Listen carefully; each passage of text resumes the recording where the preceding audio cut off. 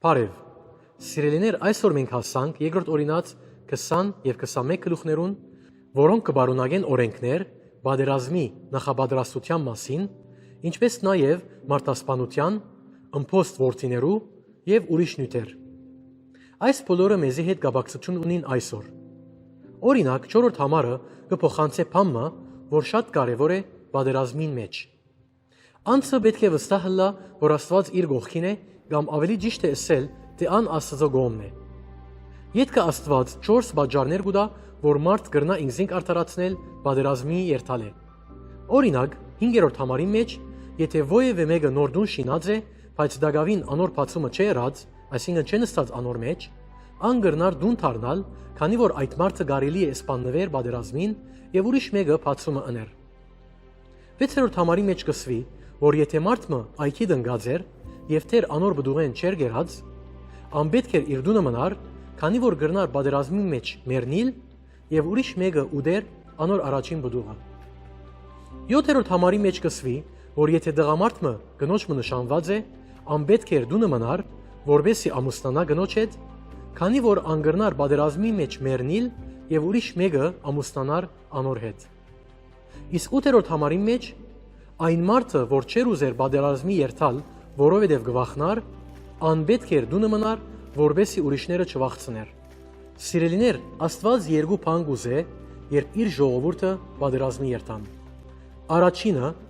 բայկարիլ ճիշտ կողմը եւ գիտնալ, որ Աստված իրենց հետ է, երկրորդը, որ անոնք սրդանց բայկարին։ Հիմա անցնենք 21-րդ գլխուն։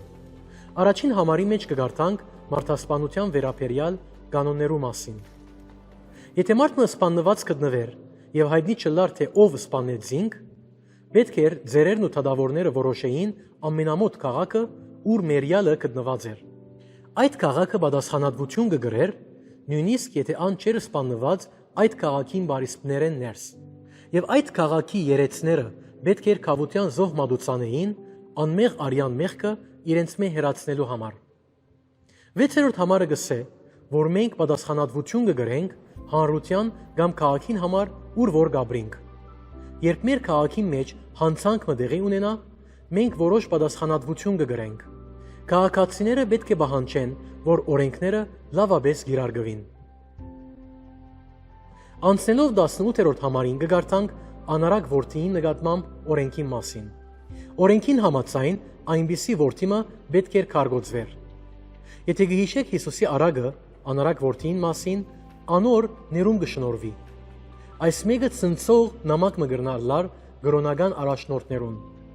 Սովորաբար ինչ որ դեղի կունենար, երբ այդ դղան վերադառնար իր հորը դունը, զինք քարգոծելով կսպաննեին։